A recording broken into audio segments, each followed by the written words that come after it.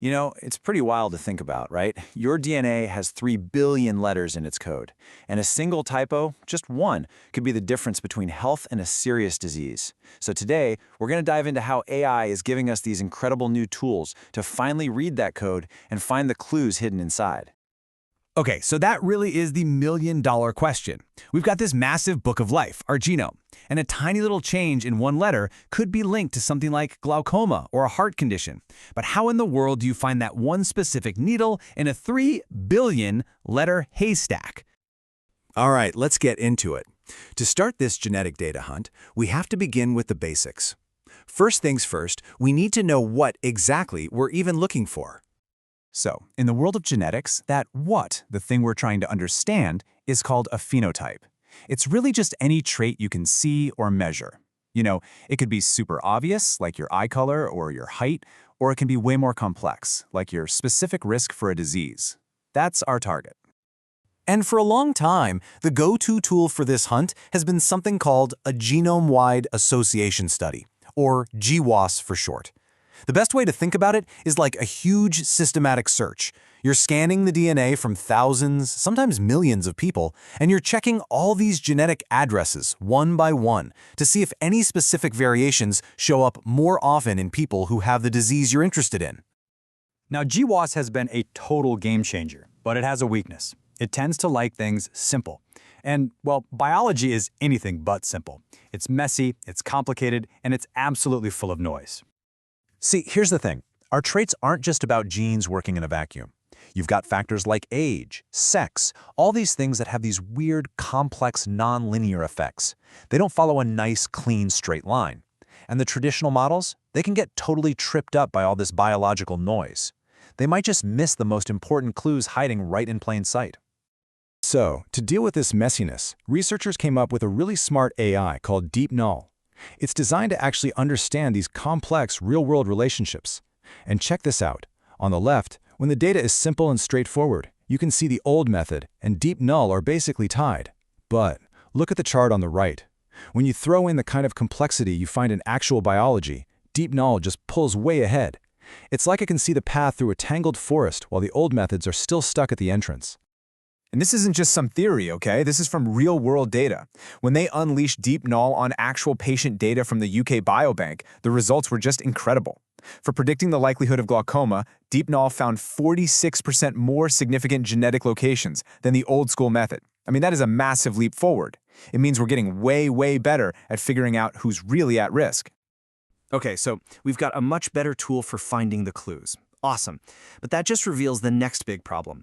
What happens when the labels we're using, the phenotypes, aren't perfect? What if we need to let the data speak for itself? I mean, just think about it for a second.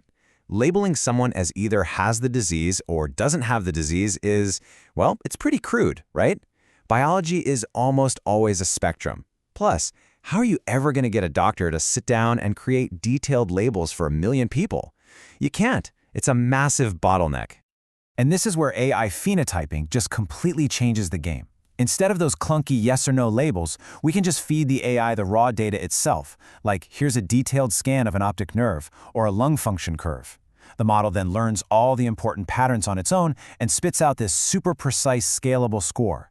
So now you get a much richer picture, and you can do it automatically for millions of people. Problem solved. But okay, what if we could take it even one step further? This is where a technique called reglet comes in, and it uses something called unsupervised learning. This is wild. It means you don't give the AI any labels, not a single one. You just hand it the raw data, say a bunch of lung function tests, and it just figures it out. It finds the important patterns all by itself. It's literally like giving the AI a flashlight and telling it, go explore this dark room and tell us what you find. Okay, so we've taught our AI to look at one type of data with superhuman precision. That's cool, but think about how we understand the world. We combine our senses, right? What if we could teach an AI to do the same? Right? So looking at just one data type, that's called unimodal. It's like trying to understand an orchestra by only listening to the violins. You get part of the story, but you're missing the whole symphony. The new approach, called multimodal, is about hearing everything at once. And a new method, Emrigal, does exactly that. It listens to all the instruments at the same time to find harmonies, these connections that are completely invisible when you're just focused on one section. And wow, just look at the result. This is a Manhattan plot, and it basically shows us all the genetic discoveries MREGL made when it looked at 12 different heart readings, ECG leads, all at once. Every single one of those giant peaks shooting up past that red line, that's a potential new genetic discovery for heart health. By putting all the data together, it's finding stuff that was just impossible to see before. Let's actually quantify this, because the numbers are pretty staggering. So MREGL's confirmed 122 known genetic links, which is great, but it also found 20 totally new ones. And get this, it found 30 genetic markers that were completely invisible when scientists looked at each data stream on its own. That's not just a little better, that's a whole new level of discovery. So what's the big deal? Why does this all matter? Well, because this kind of deep genetic insight leads directly to better medicine. This new knowledge was used to build a way more accurate risk score for atrial fibrillation, a common heart condition. And that means we can identify people at high risk way earlier and hopefully intervene before something bad happens. This is how that fundamental science actually ends up saving lives. So what a journey, right? We've basically watched the scientific toolkit for understanding our DNA level up again and again, with each new idea building on the one before it. I mean, think about it. We went from those early, simple searches with GWAS to getting a whole lot smarter about seeing through the biological noise with deep null. Then we took a huge leap and let the AI create its own, much better labels. And finally, we taught it to combine all its senses with MREGL. Every single step has peeled back another layer of the onion, getting us closer to the real biology underneath. So what does this all mean for the future?